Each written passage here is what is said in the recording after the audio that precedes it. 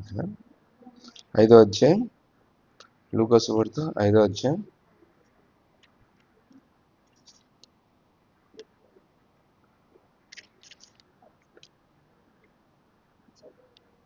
37వ వచనం.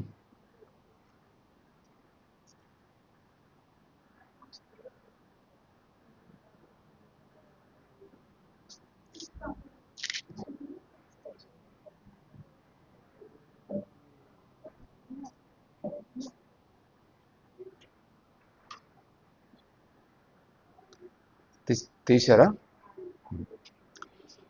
ఎవడును పాత తిత్తులలో క్రొత్త ద్రాక్షరసం పోయుడు, పోసిన ఎడల క్రొత్త ద్రాక్షరసము తిత్తులను పిగిల్చును, రసము కారిపోను, తిత్తులను పాడగును.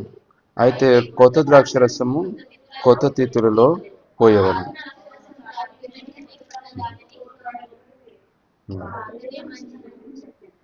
ప్రేమగల తండ్రి, నీ మాటను దీవించండి, ఆశ్రయించండి. మాలో అందరితో మీరు మాట్లాడండి, అర్థమయ్యేటట్టు సాయం చేయని వేడుకుంటూ వందనం చెల్లించుకుంటున్నాం, కృతజ్ఞతలు చెల్లించుకుంటున్నాం. సాయం చేయమని ఒక మరి ఆత్మీయమైన పునాది పనికి మేము రాగలతో కూడా కృప చూపించమని ప్రార్థిస్తూ వందనం చెల్లించుకున్నాం, కృతజ్ఞతలు చెల్లించుకుంటూ ఈ సాయం చేయమని యొక్క సర్వ సత్యంలో మమ్మల్ని నడిపించమని ప్రార్థిస్తూ కొద్ది ప్రార్థన చేసినామని అడిగి వేడుకున్నాం తండ్రి, ఆమేన్. అయితే ఇక్కడ చాలా ఒక ప్రాముఖ్యమైన విషయాన్ని చూస్తూ ఉన్నాం. చాలా డీప్ మెసేజ్ యేసు ప్రభు తన శిష్యులకి చెప్తున్నట్టుగా మనం చూస్తూ ఉన్నాం. యాక్చువల్గా ఈ యొక్క 5వ అధ్యాయం కానీ 6వ అధ్యాయం కానీ డీప్గా ప్రత్యేకంగా ఒక శిష్యుల గురించి చాలా స్పష్టంగా రాయబడి ఉందన్నమాట. చూడండి 6వ వచనంలో కూడా మీరు చూస్తే 20వ వచనంలో చదవండి.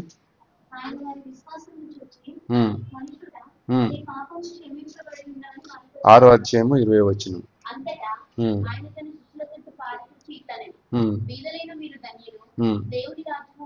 చూడండి, ఇక్కడ శిష్యుల వైపు చూసి బీదలైన మీరు ధన్యులు అని అంటున్నాడు అనమాట. కాబట్టి ప్రత్యేకంగా యేసు ప్రభు శిష్యుల గురించి ఎక్కువ ఫోకస్ చేస్తున్నాడు. ఇప్పుడు శిష్యులు వేరుగా నిలబడి ఉండొచ్చు ఇక్కడ, తర్వాత మామూలుగా కామన్ పీపుల్ అంతా కూడా వాక్యం వినడానికి వచ్చిన వాళ్ళు వేరే సైడ్ ఉన్నట్టున్నారు. అందుకైనా ఒక దిక్కు శిష్యుల వైపు చూసినని రాయబడి ఉన్నది. శిష్యుల వైపు చూసినంటే శిష్యులు వేరే సైడ్ ఉన్నారు కదా, సో తక్కిన వాళ్ళందరూ కూడా వేరే సైడ్ ఉన్నారు. సో ఇప్పుడు శిష్యుల వైపు చూసి చాలా విషయాలు చెప్తున్నాడు అనమాట. కాబట్టి ఇక్కడ 5వ అధ్యాయము 6వ అధ్యాయం 2 అధ్యాయాలలో కూడా మీరు చాలా పెద్ద కాంట్రాస్ట్ చూస్తారనమాట. అక్కడ శాస్త్రులు పరిచయాలు శిష్యులు ఇద్దరు కూడా పదే పదే కనిపిస్తూ ఉంటారు. ఇటు శాస్త్రులు ఇటు శిష్యులు, శాస్త్రులు శిష్యులు పదే పదే కనిపిస్తూ ఉంటారు. కాబట్టి ఆ విధంగా విజయ్ కనిపిస్తారా?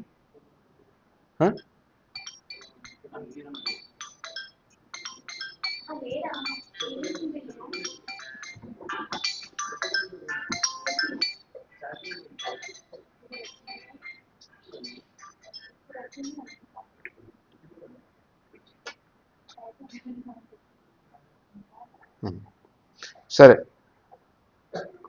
ఇప్పుడు ఇది ఎందుకు ఇట్లా ఉంటుంది మరి అనేది ఆ సమ్మరీ అంతా తీసుకొని యేసు ప్రభు ఒక మంచి ఉదాహరణకు తీసుకొని వచ్చిండు అనమాట. ఇదంతా కూడా వాళ్ళకి చెప్పడానికి. ఏంది, శాస్త్రుల పరిచయాల యొక్క పరిస్థితి ఏంటిది, శిష్యుల పరిస్థితి ఏంటిది. ఇక్కడ విశ్వాసుల వర్సెస్ శిష్యులు లేరు, కానీ శాస్త్రుల పరిచయాల వర్సెస్ శిష్యులు ఉన్నారనమాట. విశ్వాసులు అనేటి న్యూట్రల్ పార్ట్ అనమాట వాళ్ళది. విశ్వాసులు అంటే దేవుని ఫస్ట్ నమ్మడానికి వచ్చిన వాళ్ళు న్యూట్రల్ పార్ట్ పోషిస్తున్నారు ఇక్కడ. అంటే అక్కడి నుంచి వాళ్ళు పరిచయాలు అవుతారా లేకుంటే శిష్యులు అవుతారా నెక్స్ట్ అనేది ఒక క్వశ్చన్ అనమాట. అంటే వాళ్ళకున్న 2 డైరెక్షన్లు ఇక్కడ కనిపిస్తుంది. ఏంటంటే మరి పరిచయాలు కావడానికి అవకాశం ఉంది, లేదంటే శిష్యులు కావడానికి అవకాశం ఉంది. కాబట్టి ఇక్కడ ఇదందరూ కూడా మనకు కూడా ఒక మంచి సవాల్ అనమాట. మనము యాక్చువల్గా పరిచయాలుగా తయారవుతున్నామా లేకుంటే శిష్యులలాగా తయారవుతున్నామా? కాబట్టి ఈ యొక్క పరిచయాల పాత్ర అనేది మనం జనరల్గా మర్చిపోయినాం చర్చిలలో. పరిచయాలు అనేది టాపిక్ లేదు, పరిచయాలు ఎప్పుడో యేసుప్రభు కాలంలో ఉండిండ్రు, ఇప్పుడు లేరు అని చెప్పేసి మనము ఇక్కడ ఫిక్స్ అయిపోయినాం. కాబట్టి ఇప్పుడు మనం ఎట్లా చూస్తామంటే యాక్చువల్గా విశ్వాసులను శిష్యులను మనం చూస్తాం అనమాట. మన దృష్టిలో ఏముంటుంది, ఓకే ఆత్మీయంగా కొంచెము అప్పుడప్పుడు వచ్చేవాళ్ళు విశ్వాసం లెక్కకుంటారు, తర్వాత రెగ్యులర్గా వచ్చేవాళ్ళు యేసుప్రభుకు చాలా క్లోజ్గా ఉన్న వాళ్ళు, శిష్యుల లెక్క కిందికి వస్తాం అంటున్నాం. మరి ఇక్కడ మరి శాస్త్రులు ఎక్కడ వేరు? మరి మన దృష్టిలో శాస్త్రులు ఎక్కడ వేరు? ఎక్కడ వేరంటే వాళ్ళు స్పిరిచువాలిటీ అనే ముసుగులోకి వచ్చేసారు అనమాట. ఇప్పుడు మనము శాస్త్రుల పరిచయాలను తప్పుగా చూడం, వాళ్ళని కూడా ఆత్మీయులుగా చూస్తాం అనమాట. వాళ్ళని ఆల్మోస్ట్ మనం ఎట్లా చూస్తున్నామంటే వాళ్ళని కూడా శిష్యుల లాగానే చూస్తున్నాం. కాబట్టి శాస్త్రులు అనే మైండ్ సెట్, శాస్త్రులు అనే యొక్క ఫిగరు, శాస్త్రులు అనే ఒక థాట్ అనేది క్రైస్తవులకు ఈరోజు లేదు. సో ఏమనుకుంటారంటే శాస్త్రులు ఇప్పుడు లేరు, ఆ కాలంలో ఉన్నారు అనుకుంటున్నారు. కాబట్టి మనము ఎప్పుడు కూడా ఆలోచన అంతా కూడా పాపం వర్సెస్ స్పిరిచువల్లే చూస్తూ ఉన్నాం మనం. అంటే నేను పాపం చేస్తున్నాను అని చూసుకుంటాం, లేకుంటే ఆత్మీయంగా లేనని చూసుకుంటూ ఉంటాం. కానీ ఇంకొకటి కూడా ఉన్నది మధ్యలో, అది పరిచయల యొక్క ఆత్మీయత అనేది, పరిచయల లాంటి బుద్ధి అనేది, అది మనం ఎప్పుడు కూడా గమనించాం అనమాట. అయితే మనం ఇక్కడ చాలా స్పష్టంగా గమనించాలి. ఎందుకంటే పాపం చేయడము అనేది దేవుడు అతన్ని మార్చగలుగుతాడు. అదేం పెద్ద ప్రాబ్లం అయిన విషయం కాదు. ఒక మనిషి తప్పులు పడిపోతే మళ్ళీ రికవర్ అవుతాడు. తర్వాత ఒక మనిషి పాపం చేసినా కూడా మళ్ళీ రికవర్ అవుతాడు. యేసు రక్తం అవైలబిలిటీ ఉంది. పాపికి పాపికి బయటపడడానికి, పాపం నుంచి బయటికి రావడానికి దేవుడు అన్ని ఏర్పాట్లు చేసిండు. కానీ శాస్త్ర పరిచయాలను బయటికి తీసుకురావడానికి ప్రాసెస్ లేదనమాట. శాస్త్ర పరిచయాలను బయటికి రావడం కష్టం. సో అతడు శాస్త్రి పరిచయుడు ఫస్ట్ బయటికి రావాలంటే వానికి ఒకటే మార్గం ఏంటంటే తను ఫస్ట్ పాపి అని కన్వర్ట్ కావాలి. ఆ తర్వాత మళ్ళీ ఒక శిష్యుడు కావడానికి అవకాశం ఉంది. కానీ శాస్త్రి కండిషన్ నుంచి శిష్యుని కండిషన్లోనికి డైరెక్ట్ రావడానికి అవకాశం లేదు. అందుకే శాస్త్రి లాంటి పరిచయం లాంటి ఈ వ్యక్తులు ఎవరైతే ధనవంతుడు ఉన్నాడో, లేకుంటే ఇంకొక ఆయన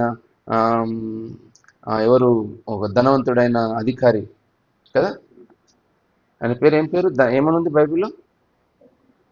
ధనవంతుడైన యవనుడైన ఒక అధికారి ఏదో ఉంది కదా. సో ఆయన కూడా యాక్చువల్గా ఏమంటాడు? 10 ఆజ్ఞలు పాటిస్తున్నాను అంటున్నాడు. అంటే ధర్మశాస్త్రాన్ని మొత్తం పాటిస్తున్నాను నేను, ఇంకా నా లోపల ఏం కొదువు ఉందని అంటున్నాను. ఏం కొదువు ఉందంటే యేసు ఏమన్నాడు? నీ ఆస్తి అంతా అమ్మి బీదలకు ఇచ్చి రమ్మన్నాడు. అయితే అంటే ఆయన కూడా ఏ కోవకు చెందినాడు? 10 ఆజ్ఞలను కూడా పాటించేంత ధర్మశాస్త్రాన్ని పూర్తిగా అవగాహన కలిగిన వాడు, ధర్మశాస్త్రంలో చాలా స్ట్రాంగ్గా ఉన్న పర్సనే. ఎవరు? ఆ ధనవంతుడు. ఇంకొక నికోదేము అన్నట్టయినా కూడా ఒక ఆయన ఉన్నాడు. ఆయన కూడా యేసుప్రభు దగ్గరికి వచ్చేసి అడుగుతా ఉన్నాడు, నేను కొత్తగా జన్మించాలా అంటే ఏం చేయాలనేసి. కొత్తగా అడగలేదు. అతడు అడిగిన క్వశ్చన్ ఏంటి చెప్పండి? అతడు రాత్రియందు ఆయన యుద్ధకు వచ్చి, బోధకుడా, నీవు దేవుని యుద్ధ నుండి వచ్చిన బోధకుడు అని నేను దేవుడు అతనికి తోడై ఉంటేనే కానీ నీవు చేయించిన సూచక్రియలు ఎవడనూ చేయలేడని ఆయనతో చెప్పాను. నువ్వు చేయించిన సూచక్రియలు ఎవడనూ చేయలేడు. ఇంకా అతడు అడిగిన ప్రశ్న యేసు అతనితో, ఒకడు కొత్తగా జన్మించితేనే కానీ అతడు దేవుని రాజ్యాన్ని చూడలేడని నిశ్చయంగా. సో అతనికి ఈ యేసు చెప్తున్న యొక్క లైఫ్ అనేది చాలా బాగా నచ్చింది. దానిని అప్రిషియేట్ చేయడానికి వచ్చిండు యేసు దగ్గరికి. చాలా బాగుందని అప్రిషియేట్ చేయడానికి వచ్చిండు. అయితే యేసు ఏమంటున్నాడంటే, సరే నువ్వు అప్రిషియేట్ చేయాలనుకుంటున్నావు మంచిదే, కానీ నువ్వు ఈ లైఫ్లోనికి నువ్వు రావాలంటే నువ్వు ఫస్ట్ ఏం చేయాలి? కొత్తగా జన్మించాలని అంటున్నాను అనమాట కదా. కాబట్టి ఒక పాపికి అదే ప్రొసీజర్ ఉంది, కొత్తగా జన్మించాలి తప్పకుండా. తర్వాత శాస్త్రి పరిచయాన్ని కూడా అదే ప్రొసీజర్ ఉంది, ఏంది? కొత్తగా జన్మించడం అనేది. ఇప్పుడు యేసు వీళ్ళిద్దరిని ఒకటే చేస్తున్నాడు, పాపిని తర్వాత శాస్త్ర పరిచయాలను కూడా ఒకటే చేస్తున్నాడు. కాబట్టి వాళ్ళకి చాలా కష్టమైపోతుంది. అరే మేము ఇంత బైబిల్ నాలెడ్జ్ ఉండి, ఇంత ట్రూత్ మాకు తెలిసి, ఇంత ధర్మశాస్త్రం అంతా మాకు తెలిసిన తర్వాత మేము ఇప్పుడు వాళ్ళలాగా వాళ్ళతో పాటు మేము రావాలా? మాకు ఒక స్పెషల్ ఎంట్రీ లేదా అనేది వాళ్ళకు అది అయిపోతుంది అనమాట. కాబట్టి మన చర్చిలలో చాలా పెద్ద మీటింగ్స్కి స్పెషల్ ఎంట్రీస్ ఉంటాయి అన్నమాట. ఫ్రంట్ ఎంట్రీ ఒకటి ఉంటుంది, ఫస్ట్ టికెట్ కొన్నోళ్ళకి ఒక ఎంట్రీ ఉంటుంది, కామన్ పబ్లిక్కి రావడానికి ఒక ఎంట్రీ ఉంటుంది. సో నేను ఆ మీటింగ్కి పోయినప్పుడు ఒకసారి ఫస్ట్ అంతా కూడా చాలా పెద్ద సోఫాలు, తర్వాత మంచి చైర్స్ చాలా బాగా వేసింది అనమాట. అనిల్ కుమార్ ఆ ఫ్రంట్ అంతా చాలా డిఫరెంట్ ఉంది. వాళ్ళందరూ విఐపీస్ అనమాట. వాళ్ళందరూ కూడా ఎక్స్ట్రా అమౌంట్ తక్కిన వాళ్ళందరూ కూడా వెనకాల, అక్కడికి లోపలికి పోనీయట్లేదు వీళ్ళని అక్కడ. సో అట్లా ఒక స్పెషల్ ఎంట్రీ ఎవరు కోరుకుంటున్నారు? శాస్త్ర పరిచయాలు కోరుకున్నారు. కాబట్టి ఈ స్పెషల్ ఎంట్రీ ఏం లేదు, మీరు ఫస్ట్ అట్లనే రావాలని యేసు చెప్తున్నారు అనమాట. అది ఇప్పుడు వీళ్ళకు చాలా పెద్ద ప్రాబ్లం అవుతుంది అనమాట. కాబట్టి ఇక్కడ మనము ఈ యొక్క డిఫరెన్స్ అనేది మనం చాలా గమనించాలి. ఎందుకు ఆ యొక్క స్టోరీ చెప్పాల్సి వచ్చింది? ఎందుకు ఆ స్టోరీ చెప్పాల్సి వస్తుందంటే ఫస్ట్ ఆఫ్ ఆల్ ఈ యొక్క వాళ్ళ మధ్య జరుగుతున్న ఆర్గ్యుమెంట్స్ ఏంటి, శాస్త్రుల పరిశీలకున్న ఆర్గ్యుమెంట్స్ ఏంటి చూడండి. మొట్టమొదటి 5వ అధ్యాయం నుంచి మొదటి నుంచి చూసుకుంటూ వస్తే అర్థమవుతుంది మనకి.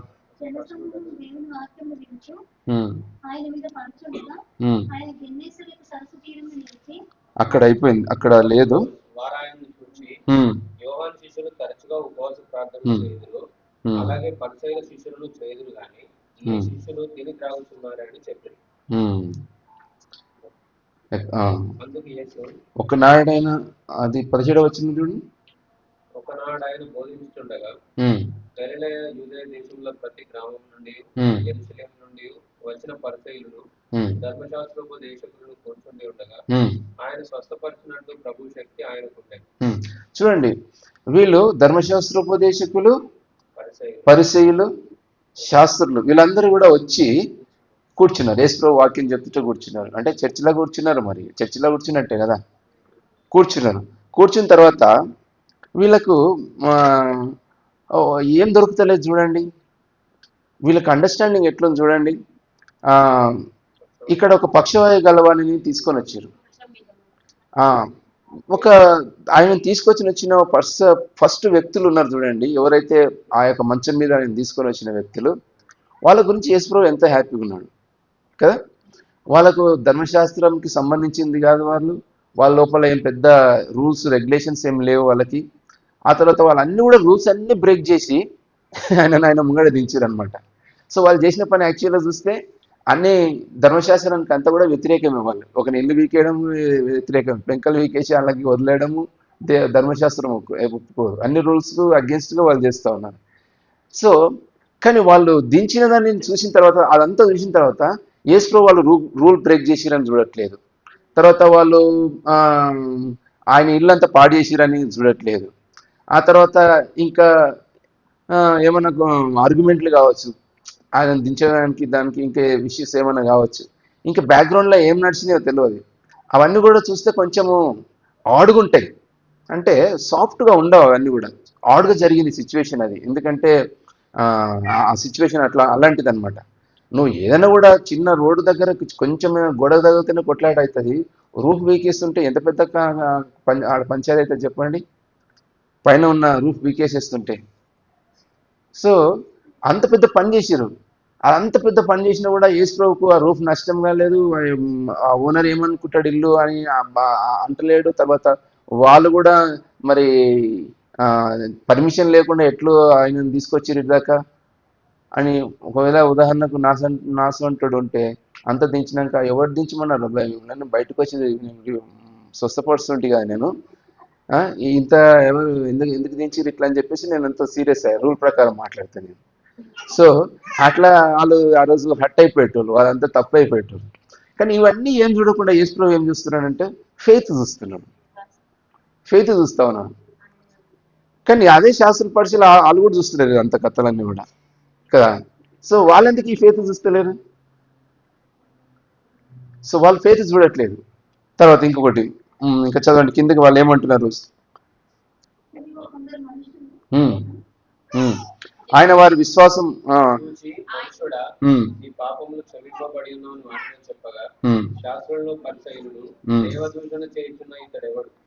దేవుడు ఒక్కడే తప్ప మరియవాడు పాపములు క్షమింపగలడని ఆలోచించుకొనసాగి.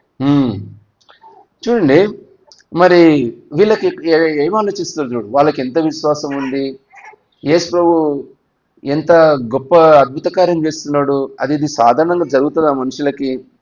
ఈ రోడ్లో ఆలోచిస్తారులే వాళ్ళు. ఎట్లా ఆలోచిస్తారు? ఈయన ఎవరు రూల్స్ బ్రేక్ చేయడానికి, పాప క్షమాపణ చేయడానికి ఈయన ఎవరు అని అడుగుతున్నమాట. మరి యేసు ప్రభు వాళ్ళకి చేసి చూపించాడు. ఏమని చెప్పిండు? అరే మీకు అర్థమైతే లేదు, పాపాలు క్షమించడం అనేది అది ఇంటాంజిబుల్ థింగ్, మన కళ్ళకు కనబడదు.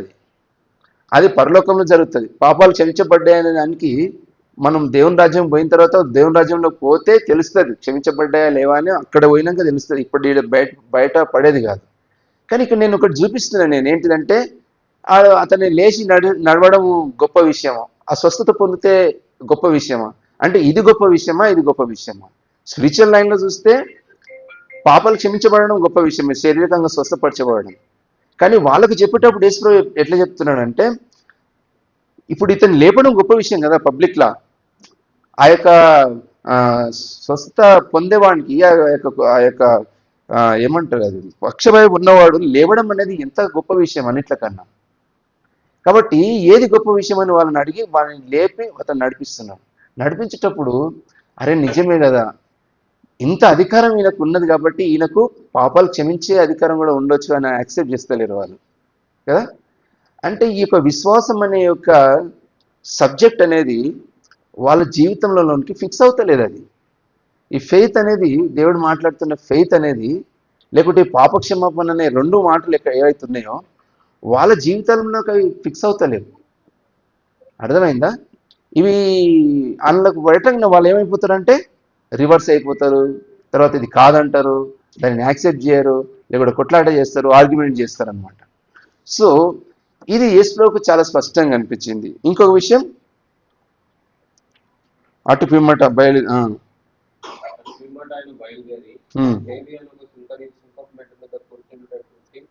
నన్ను వెంబడించమని అతనితో చెప్పగా అతడు సమస్తమును విడిచిపెట్టి లేచి ఆయనను వెంబడించాడు.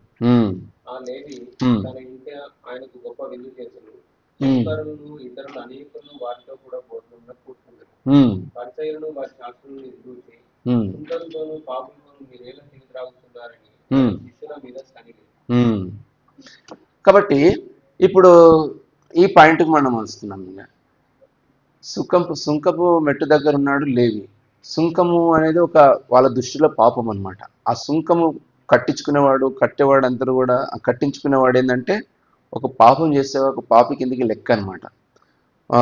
సో వాళ్ళ దృష్టిలో ఏముందంటే మేము చాలా సుంకం, మేము ఎవరిని అడగము మేమని, మేము చాలా నీతిమంతులం అనే ఒక మంచి పిక్చర్ వాళ్ళ గురించి వాళ్ళు శాస్త్ర పరిచయాలు కలిగి ఉన్నారు. కానీ యేసుప్రభు ఏం చేస్తున్నాడు, ఆ లేవి పిలుస్తున్నాడు, రావయ్య నా వెంబడి రమ్మన్నాడు. రమ్మన్న తర్వాత అతడు ఏం చేసిండు, యేసుప్రభుని శిష్యులను అందరినీ పిలిచిండు, ఫంక్షన్ పిలిచిండు. ఆ ఫంక్షన్కి వీళ్ళు కూడా వచ్చారు, శాస్త్రుల పరిచయాలు వచ్చారు. వచ్చిన తర్వాత ఆ ఫంక్షన్లో ఆయన భోజనం పెడితే యేసుప్రభు మంచిగా కడుపారా తిన్నాడు, ఏమీ ప్రాబ్లం లేకుండా తిన్నాడు. అరే పరిచయం అయిపోయింది వాళ్ళు, అని నీతిమంతుడు అంటున్నాడు, దేవుని కుమారుడు అని చెప్తున్నాడు, మంచి బోధలు చేస్తున్నాడు. సో అట్లాంటప్పుడు ఒక పాపి పెట్టిన భోజనం ఎట్లా తింటున్నాడు అని చెప్పేసి వీళ్ళు అంటున్నారు అనమాట. ఒక పాపి భోజనం పెడితే ఎట్లా తింటున్నాడు, రూల్స్ ఒప్పుకోవు కదా అని అంటున్నాడు అనమాట. సో దాన్ని యేసుప్రభు దాన్ని కూడా గమనిస్తూ ఉన్నాడు. ఎందుకు ఒక పాపి క్షమించబడము, ఒక పాపి దగ్గరికి వెళ్ళడము, ఒక పరిశుద్ధుడు ఒక పాపి దగ్గరికి వెళ్ళడం అనేది వాళ్ళు యాక్సెప్ట్ చేయట్లేదు, అంతే కదా. పాపాతురాలు వచ్చి యేసుప్రభుని ముట్టుకుంటే కూడా అదే అన్నారు కదా, ఈ పాపాతురాలు యేసుప్రభు పాదాలు ముట్టుకుంటే ఎట్లా ముట్టుకొని ఇస్తున్నాడు, చీచి అనాలి కదా. ఇప్పుడు యాజకులు, తర్వాత పూజారులు, మొన్న నేను హాస్పిటల్ ఉంటే ఆమె గణేశుని దగ్గర ఆయన పూజ చేస్తున్నాడు. ఆమె అదంతా అయిపోయిన తర్వాత ఆయన కుర్చీ మీద కూర్చున్నాడు. ఆయన ఎక్కేటప్పుడు ఏమంటే ఆమె శారీ ఆ పూజారికి తగిలితే ఆయన చాలా కోపం అయిపోతున్నాడు, ఆమె మీద దులిపే చేసుకుంటున్నాడు. ఏమేమో కామన్ సెన్స్ లేదు నీకు అదేదని చెప్పేసి ఆయన పవిత్రంగా ఫీల్ అయిపోతున్నాడు అనమాట. నేను అనిపించింది అనమాట, నిజంగానే కదా శాస్త్రుల పరిచయాలు కూడా ఆ విధంగానే ఉండొచ్చు కదా అనిపించింది అనమాట. అంటే ఎవరైనా తనకు తగిలితే తన పరిశుద్ధత అపవిత్రం అయిపోతుందనే పరిస్థితిలో శాస్త్రుల పరిచయాలు ఉన్నాడు. కానీ యేసుప్రభు ఎట్లున్నాడు, వాళ్ళని మొత్తం రుద్దుకొనే తిరుగుతున్నాడు ఆయన కదా. ఒక డిఫరెన్స్ లేదు, ఏమి లేదు, వాళ్ళతో అంతా అంటూ కలిసిపోయింది యేసుప్రభు వాళ్ళ లోపల ఒకటి కదా. కాబట్టి మన లోపల కూడా కొంతమంది చాలా ఘోరమైన టీచింగ్ చేస్తూ ఉన్నారు. నేను రక్షించబడిన కొత్తలో కూడా ఒక సేవకుడు ఉండే, వాళ్ళ దగ్గర నేను ఆయన మంచి సేవకుడని ఒక మంచి అభిప్రాయం నాకు ఉంది. వాళ్ళ కొడుకు కూడా నాకు చాలా స్నేహితుడే, చాలా. ఆయన ఒక దగ్గర ఆర్గ్యుమెంట్లో వచ్చి నువ్వు మొత్తం పాత ఫ్రెండ్షిప్ని అంతా కూడా వదిలేసేయాలి, వాళ్ళతో ఉండొద్దు అని చెప్పాడు అనమాట. అప్పుడు చాలా ఆలోచించాను, ఎందుకంటే నాకు చాలా మంచి స్నేహితులు ఉండే, ఎంత అంటే రక్షించబడేటోళ్ళ కన్నా కూడా వాడు మంచోడు. రక్షించబడ్డోళ్ళు అనగా ఇక ఏదో పనులు చేస్తాడు, కానీ వాడైతే నాకు అంత ప్రేమ చూసుకుంటాడు అనమాట. నాకు నా మీద ఒక ఈగా కూడా అలనియాడు. సో అట్లా ఉంటాడు. వాళ్ళ అమ్మ చనిపోతే కూడా ప్రత్యేకంగా పిలిచిండు, పోతే వాడు కౌగులించుకున్నాడు. మేము ఒక ఓన్ ఫ్యామిలీ లాగా అట్లా ఉంటాం అనమాట. శంషాబాద్ ముందే గగన్పాడు ఉంటుంది, అక్కడ వీలైతే మనం అందరం ఒకసారి ఆయన దగ్గరికి పోవచ్చు మనం. అయితే వాడిని నేను ఎట్లా చేయాలి, ఇప్పుడు వాడిని వదిలేయాలన్నా అనే పెద్ద ఎంత థాట్ వచ్చింది అనమాట. ఇంకా అది వాళ్ళు చెప్పి బలవంతంగా చెప్పారు కాబట్టి నిజమేనేమని చెప్పి నా ఫ్రెండ్షిప్ని కూడా నేను ఇంకా ఆడికి కూడా కట్ చేసుకోవాలి, ఇక దేవుని కొరకు ఏదైనా చేయాలనే పరిస్థితిలో వాడిని కూడా నేను దూరం పెట్టుకోవాలనుకున్నాను. ఓ రోజు అఫ్జల్గంజ్లో నేను దిగి బస్సు దిగేసి నేను కాలేజ్కి వెళ్తున్నా, వాడు అక్కడి నుంచి రిటర్న్ వస్తున్నాడు, వాడేం పని మీద వస్తున్నాడు. నేను చూసినాను కానీ చూడకుండా పోనీ కటింగ్ చేసుకుందాం అని చెప్పేసి చూడకుండా వెళ్ళిపోతున్నా. వాడు చూసి ఎంబడి వాడి ఉరికొచ్చి ఏమ్రా అట్లా పోతున్నావు ఏమ్రా నువ్వు అని చెప్పేసి వాడు ఆపి చాలా ప్రేమగా మాట్లాడుతున్నాడు. నాకు అనిపించింది వీడు ఏం తప్పు చేసినా నేను వీడు దూరం ఉంచాలా నేను అని చెప్పేసి అప్పుడు చాలా అనిపించింది. ఏమన్నా కానీ నేను దూరం పెట్టొద్దు అనుకుని ఒక బ్లైండ్గా నేను అట్లా డిసైడ్ అయిపోయినా. తర్వాత వాడిని ఎప్పుడు కూడా ఇడిచిపెట్టలేదు. కానీ ఈ రోజు చూస్తే యేసు ఏం చేస్తున్నాడు, వాళ్ళతోటి ఉంటున్నాడు, వాళ్ళతో తింటున్నాడు. రక్షించబడ్డారంటే రక్షించబడకముందే కదా ఫస్ట్ యేసు వాళ్ళతో ఉంటున్నాడు. సో మరి జక్కయ్యతోటి యేసు ఎప్పుడున్నాడు, రక్షణ పొందకముందే ఉన్నాడు కదా. రక్షణ పొందకముందే జక్కయ్య ఇంటికి వెళ్ళినాడు కదా, జక్కయ్యతోటి తిన్నాడు కదా. యేసు ఏమంటున్నాడు, నేను నీతిమంతుల కొరకు రాలేదు పాపుల కొరకు వచ్చినాను అంటున్నాడు కదా. కానీ మన చర్చిలో టీచింగ్ ఎట్లున్నారు చూడండి, మన బుద్ధి లేని పాస్టర్లు దేడిది మగ్గాలు ఎట్లున్నారు చూడండి. సో అందు గురించి ఎందుకంటే తిట్టాల్సి వస్తుంది, ఎందుకంటే బైబిల్ తిట్టింది కాబట్టి. బైబిల్ సాతాను తర్వాత ఎక్కువ తిట్టింది ఎవరినంటే పాస్టర్లని. సాతాను నెక్స్ట్ పాస్టర్లు అనమాట. అందుకే వాళ్ళ విషయంలో చాలా కఠినంగా ఉంటుంది, మనం కూడా కఠినంగా ఉండాల్సింది తప్పదు. మనం తప్పు చేసేటోని పాపం చేసేటోని తాగుబోతులను తిట్టొద్దు, అది తప్పు అవుతుంది మళ్ళీ. కానీ వాక్యం తప్పు చెప్పటోని ఎన్నో తిట్టేం కాదు, బైబిల్ మనకు పర్మిషన్ ఇస్తున్నది. పౌలు కూడా ఏమన్నాడు తెలుసా, దుర్బీజులు అన్నారు. దుర్బీజులు అంటే మంచి పుట్టినోడు కాదని అర్థం అనమాట. ఎంత ఘోరమైన మాట, చక్క పుట్టినోడు కాదు, దుర్బీజుడు. మన లోపల బీజం వేరే బీజం ఉంది, అంటే బాస్టర్డ్ అని ఉంది ఇంగ్లీష్లో. బాస్టర్డ్ అంటే ఎట్లున్నా ఎంత ఘోరమైన మాట. కాబట్టి ఆ మాటతో తిట్టిండు వాళ్ళని. సో అందు గురించి మనము బైబిల్లో స్ట్రాంగ్గా వాళ్ళని అపోజ్ చేస్తుంది, వాళ్ళకి సిగ్గు రావాలి, వాళ్ళకి అవమానం కలగాలి, వాళ్ళు తలెత్తుకోకుండా కావాలి. కాబట్టి ఇలాంటి పరిస్థితుల్లో మనం చాలా వాక్యాన్ని తప్పుగా చెప్పుతూ వాళ్ళ అభిప్రాయాలను వృద్ధి పెట్టి మన ఆత్మీయ జీవితాన్ని పాడు చేసే వాళ్ళని ఏం చేయాలంటే ఖచ్చితంగా మనల్ని రాంగ్ రూట్లో నడిపించే వాళ్ళని ఖచ్చితంగా మనము తిట్టాలా, ఉతికేయాలా, ఆరబెట్టాలంతే. సో అంత స్ట్రాంగ్గా మనం ఉండాలి, తప్పదు. ఇంకా లేకుంటే కష్టం, మనకు ఆ క్రిస్టియానిటీని లాస్ అయిపోతాం మనం ఫ్యూచర్ దెబ్బ అవుతుంది, ఎంతోమంది రాంగ్ రూట్లో వెళ్ళిపోతారు. అందుకే యేసు అందరూ కూడా బాగా తిట్టిండు, పౌలు కూడా తిట్టిండు. తిట్టని పుస్తకం లేదు, వాళ్ళని తిట్టని పుస్తకం లేదు. నేను చదివిన మొత్తం రీసెర్చ్ చేసిన ప్రతి పత్రిక తిట్టిండు, ప్రతి సేవకుడు తిట్టిండు, ప్రతి అపోస్తులుడు తిట్టిండు, యోహాన్ తిట్టిండు, అందరు తిట్టిండు. దొంగలు అన్నారు, దొంగ బోధకులు అన్నారు, కుక్కలు అన్నారు, నక్కలు అన్నారు. ఇంకేం తిట్టాలి చెప్పండి. ఇంకేం ఇంకా దానికన్నా ఘోరమైన వ్యభిచారులు అన్నారు, సర్పసంతానం అన్నారు. ఎవరన్నారు ఇవన్నీ వచనాలు అన్నీ కూడా? వ్యభిచారి, సర్పసంతానం అంటే బ్యాడ్ వర్డ్స్ కావా, చాలా హార్షి వర్డ్స్ అవన్నీ కూడా. సో ఇది అనమాట. ఇది ఎవరికి వర్తిస్తాయంటే ఈ శాస్త్రుల పరిశీలకు వర్తిస్తాయి అనమాట. ఎందుకంటే వీళ్ళు గుడ్డి వాళ్ళ ఇంటి గుడ్డిగా దారి తప్పి నడిపిస్తారు. వీళ్ళని చేసే వీళ్ళు చేసే పరిచయం ఏంటిదంటే యేసుప్రభుకి మనుషులకు గ్యాప్ తీసుకొస్తారు అనమాట. యేసుప్రభు దగ్గరికి రాకుండా చేస్తారు వీళ్ళదనమాట. వెనకాల సాతాను చాలా పని చేస్తూ ఉంటారు. అయితే ఇప్పుడు మనము అసలు పాయింట్కి వద్దాం. మరి ఏంటిది ఇది? కొత్త ద్రాక్షారసం ఏంటిది, కొత్త తిత్తి ఏంటిది? కొత్త ద్రాక్షారసం ఏంటిదంటే యేసుప్రభు ఏదైతే బోధిస్తున్నాడో, ఏదైతే చూపిస్తున్నాడో, ఏదైతే ప్రజెంట్ చేస్తున్నాడో ఆయన, అది కొత్త ద్రాక్షారసం. కొత్త తిత్తి అంటే ఏంటిది? కొత్త తిత్తి గురించి మాట్లాడతలేం మనం. కొత్త తిత్తికి ఇంకా రాలేదు, పాత తిత్తి గురించి మాట్లాడుతున్నాం. పాత తిత్తిని చెప్తున్నాడు. పాత తిత్తి అంటే అర్థం ఏంటంటే పాత తిత్తికి కొత్త తిత్తికి ఒక్కటే డిఫరెన్స్ ఉంటుంది, ఏముండదు. చాలా సింపుల్ వేరియేషన్ ఉంటుంది, అది ఎగ్జాక్ట్గా మ్యాచ్ అవుతుంది. కాబట్టి యేసుప్రభు ఆ యొక్క ఎగ్జాంపుల్ తీసుకొని వచ్చి చెప్తున్నాను. ఏం చెప్తున్నాడంటే కొత్త ద్రాక్షారసం కొత్త తిత్తులలో వస్తారు. ఆ దినాల నుంచి అందరికీ ఫేమస్ అది. ఆ దినాలలో తెలియనివాడు ఎవ్వరు లేరు. కొత్త ద్రాక్షారం అన్నప్పుడు కొత్త తిత్తులోనే పోయాలి, పాత ద్రాక్షారసం అన్నప్పుడు పాత దాంట్లోనే పోయాలన్నమాట. కొత్త దాన్ని తీసుకొచ్చి పాత దాంట్లో పోయద్దు, కొత్త ద్రాక్షారసం తీసుకొచ్చి పాత దాంట్లో పోయద్దు, పాత ద్రాక్షారసం తీసుకొచ్చి కొత్త దాంట్లో పోయేది. సో ఇట్లా అక్కడ రూల్ ఉందన్నమాట ఆ దినాల్లో. సేమ్ అదే ఎగ్జాంపుల్ యేసుప్రభు తీసుకున్నాడు. తీసుకొని ఏమంటున్నాడంటే, వీళ్ళు ఎందుకున్నారంటే వాళ్ళు పాత తిత్తి. అది పాత తిత్తికున్న గుణం ఏంటిదంటే అది స్కిన్, అది ఆ స్కిన్ పాతది. దానికి ఆ స్కిన్కు ఎప్పుడైతే ఎంత ఓల్డ్ అవుతుంటుందో అంత దాంట్లో ఉన్న కొలాజిన్ అనేది తగ్గిపోతూ ఉంటుంది. కొలాజిన్ అంటే మన స్కిన్ అనేది ఇప్పుడు నున్న ఉండడానికి పనికొచ్చేది అనమాట. ఈ కొలాజిన్ తగ్గిన కొద్దిగా మన స్కిన్ అనేది బ్రిటిల్ అనేది, అంటే పెలుసుగా తయారవుతుంది అనమాట. ముడతలు తయారవుతుంది. అది స్ట్రెచబుల్గా ఉండదు అనమాట. కాబట్టి పాత తిత్తికి ఉన్న లక్షణం ఏంటంటే ఎట్లుందో అట్లనే ఉంటుంది. అది కొంచెం కూడా ఎక్స్పాండ్ కాదు. అర్థమైందా? కొంచెం కూడా ఎక్స్పాండ్ కాదు. అదే మనం తబలా ఉంటుంది కదా, తబలా స్కిన్నే కదా, చలికాలం రాగానే తబలా ఎట్లా లూజ్ అవుతుంది, డప్పులాగా అవుతుంది,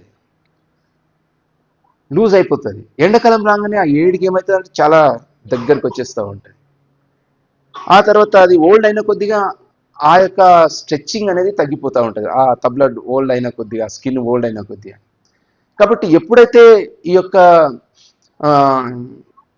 ఇప్పుడు ఇది పక్కకు పెడదాం, ఈ యొక్క పాత తిత్తిని మనం పక్కకు పెడదాం. ఇప్పుడు కొత్త ద్రాక్షారసానికి వద్దాం. కొత్త ద్రాక్షారసం యొక్క దాని లక్షణం ఏంటిదంటే దాంట్లో ఫర్మమెంట్ అనేది చాలా పవర్ఫుల్గా ఉంటుంది. అంటే దేనైనా కూడా ఫస్ట్ పవర్ ఎక్కువ ఉన్నప్పుడు ఏం చేస్తుంది, దేనంటే దాన్ని పాడు చేసేస్తూ ఉంటుంది. సో ఇది కొత్త ద్రాక్షరసం ఏమవుతుందంటే దానికి ఒక దగ్గర మనం పెట్టినప్పుడు టైం ఎక్కువైన కొద్దిగా అది ఉబ్బుతుంది అనమాట. ద్రాక్షరసం ఉబ్బినప్పుడు ఏమవుతుంది, పగిలిపోతుంది. టైర్లో గాలి ఎక్కువ కొడితే ఏమవుతుంది, పగిలిపోతుంది. అట్లనే మన బ్రెయిన్లో కూడా ఎక్కువ థాట్స్ ఎక్కువ అయిపోతే ఏమవుతుంది, మైగ్రేన్ వస్తుంది, లేకపోతే ఇంకేమైనా ప్రాబ్లం వస్తుంది కదా. సో బీపీ ఎక్కువైతే ఏమవుతుంది, మన బాడీ తట్టుకోలేదు, హై బీపీని తట్టుకోలేదు, బస్ట్ అయితే నరాలన్నీ బస్ట్ అయిపోతాయి. సో ఇట్లేమంటే ఒక ఎగ్జాంపుల్గా మనం తీసుకోవాలి. సేమ్ ఇదే స్పిరిచువల్ లైన్లో కూడా జరుగుతూ ఉంటుంది. కొత్త ద్రాక్షరసం ఏంటిదంటే యేసు ప్రభు చెప్తున్న బోధలన్నీ కూడా కొత్తవి. ఈ కొత్త దాంట్లో ఏమున్నది, ఫెయిత్ అనేది ఉన్నది. ఫెయిత్ అనేది కొత్తది. అది ధర్మశాస్త్రానికి సంబంధించింది కాదు. ధర్మశాస్త్రంలో ఫెయిత్ అనే వర్డ్ లేదు. అంటే ఉండొచ్చు ఫెయిత్ అనేది, కానీ అది వేరే రూపంలో ఉన్నది. ఫెయిత్, ధర్మశాస్త్రం ఉన్న ఫెయిత్ అనేది, విశ్వాసం అనేది వేరే రూపంలో ఉన్నది. ఎట్లా ఉంది ఫెయిత్? అది నువ్వు దేవుని కొరకు మంచిగా చేస్తే దేవుడు నీకు మంచి చేస్తాడని విశ్వాసం అనమాట. నేను ఎంత మంచిగా ఉంటున్నావు, ప్రభుని సంతోషపెడుతున్నావు, నా జీవితం ద్వారా మంచిగా జీవించి అంతగా దేవుడు నాకు సాయం చేస్తాడు అనేది అది ఓల్డ్ ఫెయిత్. కానీ కొత్త ఫెయిత్ ఏమంటుంది, నువ్వు మంచిగా ఉంటావా లేదు, కానీ యేసుప్రభువును నువ్వు అంగీకరించడం బట్టి, యేసుప్రభువును శక్తిని నువ్వు పొందుకోవడం బట్టి, యేసుప్రభు మీద ఉన్న ఫెయిత్ ఎంత ఉంటుందో అంతగా నువ్వు పవిత్రం అవుతావని కొత్త ద్రాక్షరసం చెప్తుందన్నమాట. ఇది కొత్తది అనమాట. ఈ కొత్త ఫెయిత్ అనేది కొత్త ద్రాక్షరసం. రెండవది ఏంటిది, క్షమించడం అనేది కొత్త ద్రాక్షరసం. ఈ పాత దాంట్లో చూస్తే ధర్మశాస్త్రం ప్రకారం ఏముంటుంది, తప్పు చేసిన శిక్షించాలి, కంటికి కన్ను పంటికి పన్ను అనేది ఉండదు. రూల్ ప్రకారం అది ఉంటుంది అనమాట. ఈ క్షమించడం అనేది ఎక్స్ట్రా మైల్ అనేది ఉండదు అందులో. ఉదాహరణకు యేసు ప్రభు మీరు ఎవరన్నా ఒక మైలు దూరం రమ్మంటే ఎంత పోవాలంటే 2 మైళ్ళ దూరం పోవాలంట. అంటే ధర్మశాస్త్రం ఏంది, వాడు 1 మైలు అడిగితే 1 మైలే పోవాలను. కానీ కొత్త నిబంధన ఏం చెప్తుంది, ఇంకా డబుల్ వెళ్ళాల్సి వస్తుంది. అంటే ఇంకొక మైలు కూడా ఎక్స్ట్రా వెళ్ళు. అది కొత్త నిబంధన. కొత్త నిబంధనలు ఎలాంటి టీచింగ్స్ ఉన్నాయంటే పాత నిబంధన దాటేసి పవర్ఫుల్ టీచింగ్స్ అనమాట. నేను అన్నమాట అర్థమైందా? చాలా మందికి అర్థం కాదు. నేను బండగుద్ది చెప్తాను. దేంట్లో 100 రూపీస్ బాండ్ పేపర్ మీద రాసిస్తా, ఏంటిది మీకు అర్థం కాదని.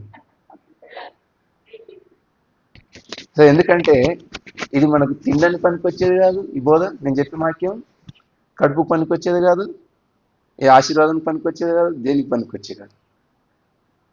కాబట్టి ఫస్ట్ ఆఫ్ ఆల్ ఇది మనకు అర్థం కాదు, ఈ బోధ మనకు అర్థం కాదు, ఈ వాక్యం అర్థం కాదు. యేసు ప్రభు ఎంత కష్టపడ్డాడో ఇప్పుడు అర్థమవుతుంది నాకు. అయితే కాబట్టి ఇప్పుడు ఆ కొత్త బోధ, ఇప్పుడు ఇంకొక మాట కొత్త బోధ చెప్తుంది. కొత్త బోధ ఉన్న పవర్ చెప్తున్నాను చూడండి. పాతకాలంలో ఏంటంటే ఒక వ్యక్తి ఒక స్త్రీతో వ్యభిచారం చేస్తేనే, జాగ్రత్తం చేస్తేనే తప్పు అది. కానీ యేసు ప్రభు దగ్గరకు వస్తే ఏమంటున్నాడు, ఒక్క చూపు మోహపు చూపు చూస్తేనే తప్పు అంటా ఉన్నాడు. కాబట్టి ఎంత పవర్ ఉంది? అది ఎక్కువ పవర్ ఉందా, ఇది ఎక్కువ పవర్ ఉందా చెప్పండి. అంటే ఆ పాతకాలంలో చూస్తే ఎన్ని చెడ్డ తలంపులు మనకు వచ్చినా అది ఏం తప్పు కాకపోయేది. ఆ చెడ్డ తలంపులు మనం యాక్షన్లో పెట్టినప్పుడే తప్పు అయిపోయేది. కానీ కొత్త ద్రాక్షరసం ఎట్లుందంటే, దేవుడు యేసుప్రభు బోధ ఎట్లుందంటే, నీకు తలంపులు థాట్స్లో నాది పుట్టడమే తప్పు అయిపోతుంది. అది ఇదెక్కడి బాధరా బాబు, ఎవడు ఆపుకుంటాడు? ఇది కంట్రోల్ ఉంటుందా? అట్లా ఉండగలుగుతామా మనం అనేది పెద్ద సమస్య అనమాట. కాబట్టి దీంట్లో ఎక్కువ పవర్ ఉంది. మరి ఇంత పవర్ఫుల్ దానిని ఇంకొకటి ఏముంది? సహోదరుని ప్రేమించాలని ఉన్నది. ఆ ప్రేమ అనేది చాలా పెద్ద. అది ఎంతవరకు ప్రేమించాలంటే మనం యేసుప్రభు చూపించండి ఎంతవరకు ప్రేమించాలి. ప్రేమ అనేది ఎంత లోతుగా ఉందో అన్ని రూల్స్ని దాటి ప్రేమిస్తూ ఉంది. తప్పులు కూడా క్షమించి ప్రేమిస్తుంది. మరి అలాంటి ప్రేమ చూపించమంటున్నాడు. మరి సాధ్యమవుతుందా? అపొస్తలుల కాలం 2వ అధ్యాయంలో మీరు చూస్తే వాళ్ళు తన ఆస్తి అంతా కూడా తీసుకొచ్చి అందరికి పంచిపెట్టినాను. అది మనకు సాధ్యమవుతుందా? అది అంత ఈజీయా? ఇదంతా ఏంటిదంటే powerful teaching of new testament. ఈ పవర్ఫుల్ దాన్ని తీసుకెళ్ళి ఒకడు చెంప మీద కొడితే ఇంకో చెంప తిప్పమన్నాడు కదా. ఈ ఒక చెంప మీద కొడితే ఇంకో చెంప మీద కొట్టడం ధర్మశాస్త్రం అది కదా. ఒక కన్ను ఓడగొడితే పోగొట్టినోంది వాని కన్ను కూడా పోగొట్టాలి. ఒకడిని చంపేసిండు అనుకో ఒక వ్యక్తిని, వీళ్ళు తీసుకొచ్చి ఏం చేస్తారంటే చచ్చిపోయిన శవానికి మూతికి చేతికి కట్టి జాయింట్ చేసి కట్టేసేస్తారనమాట. సో వీడు చచ్చిపోయి మురిగిపోయిన కొద్దిగా ఆ గాలి వీడు వీడ్చుకుంటూ వీడు చచ్చిపోవాలి. ఎంత ఘోరంగా ఉంది చూడండి. దట్ ఈస్ ద పనిష్మెంట్ అనమాట, లెవెల్ ఆఫ్ పనిష్మెంట్. సో అలాంటిది ధర్మశాస్త్రం ఉన్నది. కానీ ఇప్పుడు ఏమనిపిస్తుంది? ధర్మశాస్త్రం తర్వాత ఇప్పుడు మనం కొట్టినోన్ని క్షమించాలి, మనం దూషించినోన్ని క్షమించాలా, రిటర్న్ మాట్లాడొద్దు, తర్వాత తగ్గించుకోవాలా, ఒక చెంప మీద కొడితే ఇంకో చెంప తిప్పాలా. ఇదంతా కూడా కొత్త నిబంధనలు ఎవరికి కూడా సాధ్యం కాదు. కాబట్టి ఇవన్నీ చదివి మహమ్మద్ ప్రవక్త ఏమైంది? ఇంకో కొత్త పుస్తకం రాసింది. ఇది కుదరదురా బాబు మాకు అని కదా. ఏం రాసిండు ఆయన? ఖురాన్ రాసుకున్నాడు. ఇది కుదరదు అని చెప్పేసి యేసు ప్రభుతో నేను ఒక వ్యక్తిని అన్నట్టు చెప్పేసేసి ఖురాన్ రాసిండు. ఆ ఖురాన్లో ఏమున్నది? మళ్ళా కొట్టినోని కొట్టాలి, తగినోని తన్నాలనే ఉన్నాయన్నమాట. కాబట్టి అట్లా మార్చేసుకున్నాను. సో ఈ కొత్తది పట్టలేదు ఆయనకి. ఎవరికి? మహమ్మద్ ప్రవక్తకి కొత్తది సెట్ కాలే ఆయనకి. ఇంతది ఎవరు కష్టం ఇది వద్దనుకున్నాడు అనమాట. కాబట్టి అది ఈజీగా ఉన్నది. ఇప్పుడు ఇస్లాం అనేది చాలా ఈజీగా ఉన్నది. క్రిస్టియానిటీకి చాలా అగేన్స్ట్గా ఉంటుంది, చాలా ఈజీగా ఉన్నది. క్రిస్టియానిటీ అంతా కూడా స్పిరిచువల్ అయిపోయా, అదంతా కూడా కనిపించేది ఫిజికల్ అయిపోయింది అది. సో అది చాలా ఈజీగా ఉంది కాబట్టి ఎక్కువ ఈజీగా ఫాలో కావడానికి కనిపించేది కాబట్టి ఫాలో అప్ ఎక్కువ ఉంటుంది దానికి. ఇక ఈజీగా దాంట్లో తప్పు రైట్ అని ఏం లేదు, అంతా కూడా కరెక్ట్ అయిపోతుంది. కాబట్టి ఈ డిఫరెన్స్ మనం గమనించుకోవాలి. దేవుడు డీల్ చేసేది హార్ట్ తోటి డీల్ చేస్తున్నాం. మనల్ని హార్ట్ తోటి డీల్ చేసేది ఇంకా ఏ యొక్క రిలీజియన్ లేదు. ప్రతిది కూడా యాక్షన్స్ తోటి డీల్ చేస్తుంది. కానీ ఓన్లీ న్యూ టెస్టిమెంట్ లేకపోతే యేసులో మాత్రమే హార్ట్ తోటి డీల్ చేస్తాడు. హార్ట్ విషయంలో డీల్ చేస్తాడు, చిప్పు లెవెల్లో డీల్ చేస్తాడు అనమాట. మన దగ్గర ఒక పాపము రావడానికి అది ఎక్కడ పుడుతుందో అక్కడనే కట్ చేస్తున్నాడు యేసుప్రభు. న్యూ టెస్టిమెంట్ ఏంటిదంటే పాపం థాట్ పుట్టడంతో పోతుంది అది. అది న్యూ లైఫ్ అనమాట. కాబట్టి యేసుప్రభు ఏం చెప్తున్నా అంటే ఇంత పవర్ఫుల్ది తీసుకెళ్ళి ఆ పాత దాంట్లో వస్తే ఏమవుతుంది? అది పట్మని వలిగిపోతుంది. అది ఎక్స్పాండ్ కాదనమాట. సో కథ ఎక్స్పాండ్ కాకుండా ఏమవుతుంది? పగిలిపోతుంది. అందు గురించి మనం కూడా ఇక్కడ ఒక మంచి పాఠం మనం నేర్చుకుంటున్నాం. సో మనము ఒక ప్రాబ్లం వస్తే ఎక్స్పాండ్ అయ్యేవాళ్ళమున్నామా? మన శిష్యరికం అట్లున్నదా, లేకుంటే మన ఆత్మీయ జీవితం అట్లుందా? ఎక్స్పాండ్ అనేది మన లోపల ఉందా, లేకుంటే రిజిడ్గా అంతనే ఉందా? మన యొక్క కెపాసిటీ అనమాట. ఈ కెపాసిటీ మ్యాటర్ ఇక్కడ మనకు వచ్చేటప్పటికి భరించగలుగుతున్నామా మనం అనేది, ఆత్మీయతను అనేది భరించగలుగుతున్నామా? ఇప్పుడు మన మధ్యలో మనం చూస్తూ ఉంటాం. మనం ఇప్పుడు మందిరంలో పనిచేసేటోళ్ళు ఉంటారు, ఉట్టి మేమే తిరిగేటోళ్ళు ఉంటారు. అవునా కదా? మంచిగా పని చేస్తుంటారు ఒకరు. వాళ్ళు ఎవరు పని చేస్తున్నారు, ఎవరు పని చేయరు ఏం పట్టించుకోరు, చేస్తూనే ఉంటారు. వాళ్ళు చేయడమే వాళ్ళది యొక్క అది. కొందరేమో ఆ మాటలు ఈ మాటలు చెప్పుకుంటూ తిరుగుతూ ఉంటారు, పని జోలికి పోరు, పని పట్టుకోరు. అయితే ఈ పని చేస్తున్న వాళ్ళు ఏమవుతారు? నేనే చేస్తున్నా వాళ్ళు చేస్తలేరని చెప్పేసి ఒక థాట్లోకి వస్తారు. ఇప్పుడు మార్తకు ఎందుకు కోపం వచ్చింది?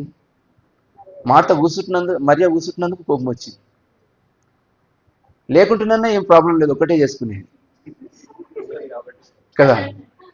కాబట్టి ఇప్పుడు అక్క చెల్లెలు ఇద్దరు ఉంటే ప్రాబ్లం, ఒక్కరుంటే ఒక్కరు మొత్తం చేసుకుంటారు, కానీ ఇద్దరు ఉండేటప్పటికి ప్రాబ్లం అవుతుంది. మార్త ఉండి మరియం ఉండి వెనుకకు మళ్ళీ ఒక మాట తిట్టుంటే, నేను లేకుంటే ఏం చేసుకుంటుంటే అని తిట్టింటే ఎట్లుంటుండే? మంచిగా చేసుకునేది కదా. కాబట్టి మనం ఒక పని చేసేటప్పుడు, ఒక ఇంట్లో ఒక పని చేసి ఒక్కరే ఉంటేనేమో అన్ని చేసుకుంటాం మొత్తం, కానీ ఇద్దరు ఉండి ఒకరు కూర్చొని మనం చేయాలంటే మాత్రం అది హైలీ ఇంపాసిబుల్ అవుతుంది. ఎందుకంటే మన తిత్తి అనేది గట్టిగా ఉంది, గట్టిగా ఉందన్నమాట అది, గట్టిగా ఉంది అది. సో ఎక్స్ట్రా ప్రేమించడం అని పడేటప్పటికి అది పలిగిపోతుంది, కోపం వచ్చేస్తుంది. నేనే చేయాలన్నా, నేనే ఉన్నానా, నేనే తింటున్నానా, ఇక ఇక్కడికి ఈ థాట్లోకి వచ్చేస్తాం అనమాట. ఇదేంటిది? పాత తిత్తి. ఇది ధర్మశాస్త్రం సంబంధించిన తిత్తి, లేకుంటే మనిషి యొక్క కెపాసిటీకి సంబంధించిన తిత్తి. భరించదు, ఎక్స్ట్రా భరించదు. యేసుప్రభు చెప్పిండు, ఒక చెంప మీద కొడితే ఇంకో చెంప తిప్పమన్నాడు. సరే, ఒక చెంప మీద కొట్టినోడు ఊడుకుంటాడా? ఈ చెంప మీద ఆ చెంప మీద కొడుతూనే ఉంటాడు. ఎన్నిసార్లు ఊరుకుంటాం చెప్పండి? ఎన్ని ఊరుకుంటాం? ఈవెన్ నేనే ఎవరైనా కొట్టినా అనుకోండి, మళ్ళీ చర్చికి వస్తారా? మన చర్చిలోనే ఎవరైనా నేను కొట్టినా అనుకోండి, చర్చికి వస్తారా? రారు. చూడండి, ఎందుకంటే మన తిత్తి పాతది, ఇది పట్టించు ఇంత ఇంత కెపాసిటీ మనకు లేదు. ఒక చెంప మీద కొడితే ఇంకో చెంప తిప్పేంత కెపాసిటీ మన లోపల లేదు. కాబట్టి ఈ యొక్క డిఫరెన్స్ని మనం అర్థం చేసుకోవాలి. ఇప్పుడు మనం యేసుప్రభు దగ్గరికి, శిష్యుల దగ్గరికి రావాలంటే, ఆ లైన్లోనికి రావాలంటే, ఫస్ట్ ఆఫ్ ఆల్ మనము నేర్చుకున్న పాత పద్ధతులన్నింటినీ, పాతదానికి చెందిన రూల్స్ రెగ్యులేషన్స్ అన్నీ కూడా మనం ఏం చేయాలంటే వాటికి చనిపోవాలి. మనం నువ్వు కొత్తగా స్థితిలాగా కావాలి నువ్వు, అప్పుడే మాత్రమే మనం ఇవన్నీ చేయగలుగుతాం, స్పిరిచువల్ లైన్ చేయగలుగుతాం. ఈ రోజున్న చర్చెస్కున్న ప్రాబ్లం ఏంటిది? చర్చెస్లలో ఎందుకు భరించలేకపోతారు? కలిసి ఒక దగ్గర ఉండలేకపోతున్నారు. ఎందుకు? మరి చేపలు పట్టినప్పుడు యేసుప్రభు వల వేసిమంటి చేపలు పట్టినప్పుడు అక్కడ వల పిక్లలేదని రాయబడి ఉంది. చినిపోలేదు, వల స్ట్రాంగ్ ఉన్నది, ఎన్ని చేపలన్నా పట్టినాయి అందులో. కానీ ఈ రోజులలో 100 మందికి ఎక్కువైతే ఖచ్చితంగా చర్చి స్ప్లిట్ అయిపోతుంది. కారణం ఏంటిది? తిత్తులు బాగలేవు. సో ఓల్డ్ పద్ధతిలో మనం ఏం చేస్తున్నాం అంటే చర్చిని డెవలప్ చేస్తున్నాం. ఆ ఓల్డ్ పద్ధతి ఏంటిది? తిమోతనని అడిగిన ఉండం, తిమోతన good person but bad for church అనమాట. సో ఆ పర్సన్ తోటి డిస్కషన్ చేసినప్పుడు, అన్న ఇగో ఇది ఇట్లా ఉన్నది, ఇది ఇట్లున్నది అని నేను ఎక్స్ప్లెయిన్ చేసినప్పుడు, ఆయన దాన్ని స్పిరిచువల్ కోణంలోనూ చూసి దానికి ఒక స్పిరిచువల్ సొల్యూషన్ ఇస్తాడేమని నేను డిస్కషన్లో పెడతా. ఆయన ఏమంటాడు? అన్న ఆయన ఏం అడుగుతుండో అది ఇద్దామని ఆయనకి. ఆయనను అడిగి, ఇప్పుడు ఆయన ఏ పొజిషన్ కావాలో ఆయనకు మనం సమానంగా పంచిపెట్టి ఆయన అడిగింది మనం ఆయనకి ఇస్తే ఆయన హ్యాపీగా ఉంటాడు కదా. అంటే పాటలు పాడడానికి ఆయనకు ఛాన్స్ ఇద్దాం, ఆయన ఎక్స్పెక్ట్ చేస్తున్నాడు, ఆయనకి ఇచ్చేద్దాం. లేకుంటే బల్ల దగ్గర పెద్దగా ఉండడానికి ఆయనకి ఇచ్చేద్దాం. అరే ఇచ్చడం ప్రాబ్లం కాదు, మనం ఇచ్చేసేసి ఒక కామన్ ఒక కమ్యూనిటీని మనం మెయింటైన్ చేస్తున్నట్టు చర్చిని మెయింటైన్ చేసుకుంటే వచ్చే లాభం ఏముంది? మన డ్యూటీ ఏంటిదంటే, యేసుప్రభు ఇక్కడ కష్టపడుతుంది ఏంటి? ఎక్కువ మంది సమకూర్చడానికి కష్టపడతలేడు యేసుప్రభు, ఆ ఉన్న లోపల ఉన్న ట్రూత్ని తీసుకురావాలని కష్టపడుతున్నాడు. ఆ క్యారెక్టర్ని డెవలప్ చేయాలి, న్యూ క్యారెక్టర్ని డెవలప్ చేయాలని యేసుప్రభు కష్టపడుతున్నాడు. యేసుప్రభు ministry not about gathering people, ఎక్కువ మందిని చర్చికి తీసుకురావడానికి కాదు యేసుప్రభు మినిస్ట్రీ. యేసుప్రభు మినిస్ట్రీ అంటే ట్రూత్ని ఎస్టాబ్లిష్ చేయడము, న్యూ టెస్టిమెంట్ని, ఆ న్యూ టెస్టిమెంట్ ఎరాని, ఆ యొక్క యుగాన్ని తీసుకురావాలని కష్టపడుతుంది యేసుప్రభు. కాబట్టి తిమోతన మెంటాలిటీ ఎట్లుంటుందంటే, అన్న ఉండాలి, మనం అందరం ఉండాలి, చర్చి పెద్దగా కావాలి, ఆ థాట్లు ఉంటుండే అనమాట. కాబట్టి రాజును ఒకసారి వెళ్ళిపోయాడు, పాటలు పాడకుండా వెళ్ళిపోతే ఆయన పంపించేసినాం. ఇంకా నేను ఆయన దగ్గరకు పోయి మాట్లాడాలి, ఎందుకంటే ఆయన విరిగి రావాలి. మళ్ళీ వచ్చేటప్పుడు ఏం చేయాలి? రిటర్న్ వచ్చేటప్పుడు బ్రేక్ అయి రావాలండి. మళ్ళీ మందిరానికి వచ్చినప్పుడు నేను పోయి బతిమలాడి ఆ నేచర్ని మళ్ళీ నేను అది బ్రేక్ కాకుండా అట్లనే ఆయనను పెట్టుకొని నేను మళ్ళీ ఆయనను బతిమలాడి తీసుకొచ్చినాను అనుకోండి, మళ్ళీ వచ్చి అదే నేచర్ ఇక్కడ కంటిన్యూ చేస్తాడు, మళ్ళీ అదే పొజిషన్ కావడానికే చూస్తూ ఉంటాడు. కానీ యేసుప్రభు లోపల దీనత్వంలోనికి రావాలనే థాట్లోనికి ఎప్పుడు కూడా రాడు. దట్స్ వై నేను ఏం చేసినానంటే ఆయనను ఆ రూట్లో రావాలని చెప్పేసి అక్కడ చెక్ పెట్టినాను నేను. సంగీతరావు బ్రదర్ ఉన్నాడు, ఆయన కూడా ఏంటంటే నేను చెప్పింది జరగాలనే దాని మీదనే ఉన్నాడు చర్చిలో. అప్పుడు నేను నెక్స్ట్ సేవకుని కంటే నేను అనేది ఉండేది. కాబట్టి అది జరగకుండా ఆయన వెళ్ళిపోయాడు. మళ్ళీ ఆయన నేను పిలవలే. పోయినప్పుడల్లా కూడా నేను ఏం చేశానంటే దర్శించి వస్తున్నాను కానీ పర్సనల్గా ప్రత్యేకంగా పిలవలే ఆయనని. కాబట్టి ఎప్పుడు కూడా ఈ రోజు వరకు ఆయన రాలేకపోయాడు. ఎందుకు నేను అక్కడ ఒక చెక్ పాయింట్ పెట్టింది ఏంటంటే, ఆయన వచ్చేటప్పుడు ఏంటంటే ముందున్న నేచర్ తోటి తిరిగి రావద్దు, దీనిలోకి ఆ పాత నేచర్ తోటి తిరిగి రావద్దు, ఇప్పుడు కొత్త వ్యక్తి రాగా రావాలి, తగ్గించుకొని రావాలి. అందు గురించి నేను ఏం చేసినానంటే ఆ ఇద్దరిని కూడా నేను పిలవలేకపోయినా. కానీ ఇన్విటేషన్ అయితే ఉన్నది, ప్రేమతోటి బలకరించిన ప్రేమతోటి ఉన్నది. నా యొక్క థాట్ ఏంటిదంటే ఓల్డ్ నేచర్ తోటి మళ్ళీ రావద్దు అనేది థాట్ ఉంది. కాబట్టి ఓల్డ్ పర్సన్, ఓల్డ్ నేచర్లో ఉన్న ఏ వ్యక్తి కూడా చర్చిలో ఉండడం కష్టం. కాబట్టి మన చర్చిలో కూడా ఇంకా తక్కువైపోతాం మనం, ఇంకా కూడా కొంతమంది వెళ్ళిపోతారు మన చర్చిలో, అది గ్యారంటీ నేను చెప్తున్నాను.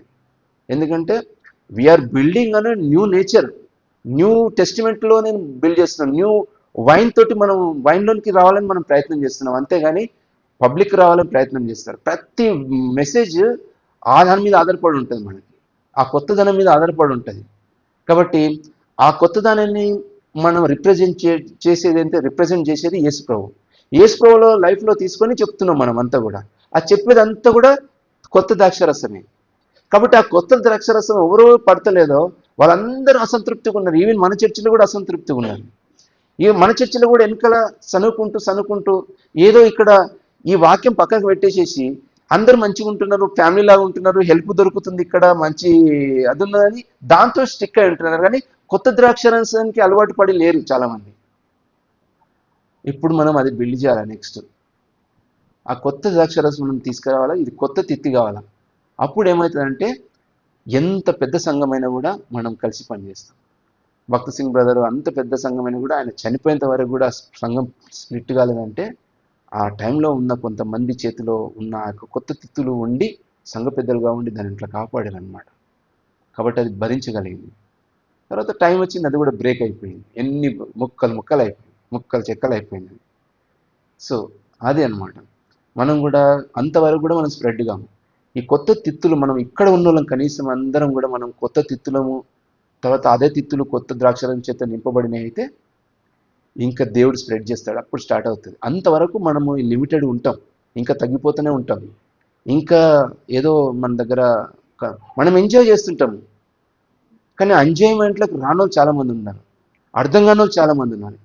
మనల్ని ఒక పిచ్చోళ్ళలాగా చూస్తూ ఉన్నాము చాలామంది. వీళ్ళేంద్ర బాబు ఈ మొత్తం క్రేజీ అయిపోయారు, ఇంత ఘోరంగా వీళ్ళు, వాళ్ళకి వాళ్ళే మెచ్చుకుంటారు, వాళ్ళకి ఏందో ఇది చూసుకొని దీంట్లో గొప్ప అంటారు, దాంట్లో గొప్ప అంటారు. వాళ్ళకైతే నెత్తి ఎంట్రుకలు దీక్కోవాలా, ఏం చేయాలా ఏం అర్థమవుతుంది గ్రూప్లో ఇప్పుడు కొందరికి అయితే. అదే ట్రూత్. అది ఏంటిది వీళ్ళ మధ్యలో పోతున్నది ఏంటిది? తిమోతన కొడుకుంటాడు, రెగ్యులర్గా చూస్తాడు, ప్రతి పోస్ట్ చూస్తాడు, మన గ్రూప్లో ఉన్నాడు ఆయన, ప్రతి పోస్ట్ చూస్తాడు. కానీ నేను అనుకుంటేదంటే ఇవన్నీ బోరు కొట్టి ఇడిచిపెట్టి చూడకుండా ఉంటాడా అని చూస్తే లేదు, ప్రతి పోస్టును చూస్తూ ఉంటాడు. ఏంటంటే సంథింగ్ ఏదో పోతుంది, ఇలా మధ్యలో ఏదో జరుగుతున్నది, కానీ అది అర్థం చేసుకోవడానికి ప్రయత్నం జరుగుతుంది అనమాట. పోతలేడంటే అర్థం ఏంటంటే కొంచెం ఏదో తెలుసుకోవాలని ఇంట్రెస్ట్ ఉందన్నమాట. కాబట్టి నాకు అర్థమైన మట్టుకి కొంచెం చెప్పినా నేను మీకు. దీన్ని తవ్వుకుంటూ పోతే మాత్రం చాలా లోతు ఉంటుంది ఇది. కాబట్టి ఇంకా తవ్వుతాం, దేవుని చిత్తం అయితే ఇంకా తవ్వుతాం. తర్వాత ఉన్నది చాలా విషయాలు ఉన్నాయి. కాబట్టి కొత్త ద్రాక్షరసం, కొత్త తిత్తి రెండు కాంబినేషనే శిష్యులు అనమాట. మనం కూడా ఈ కాంబినేషన్లకి ఖచ్చితంగా రావాలి. కొత్త ద్రాక్షరసం మన లోపల ఉండాలి, కొత్త తిత్తి మనం అయి ఉండాలా. అప్పుడు మాత్రం న్యూ టెస్టిమెంట్ అనే యొక్క ఎరాలోనికి మనం వస్తాం. న్యూ టెస్టిమెంట్ అనే యుగం స్టార్ట్ అవుతుంది. యేసు ప్రభువుకు సంబంధించిన ఒక కొత్త చర్చి స్టార్ట్ అవుతుంది. ఎక్కడ లేదు ఇప్పుడు ప్రస్తుతం అయితే, ప్రపంచం మొత్తం ఎక్కడ లేదు, అంతా కూడా ఎడారి అయిపోయింది, పాత తిత్తులతో నింపబడి ఉంది, అంతే. అంతా కూడా పాతదే ఉంది, ఇప్పుడు మళ్ళీ కొత్తది రావాలి. అందుకే మెల్లమెల్ల క్రిస్టియానిటీ డౌన్ అయిపోతుంది. అంటే పాతది ఎన్ని రోజులు అవుతారు, అయిపోతుంది అనమాట, దానికి పవర్ అయిపోతుంది. సో కొత్తదాన్ని మనము మళ్ళీ ఇంట్రడ్యూస్ చేయాలి, దేవుడు మనల్ని వాడుకొని ఇంట్రడ్యూస్ చేయాలి. ఆ టేస్ట్లోనికి మెల్లమెల్ల ఒక్కొక్కరు వస్తూ ఉంటే అప్పుడు అర్థమవుతూ ఉంటాయి అనమాట. ఓకేనా, వెయిట్ చేసుకుందాం.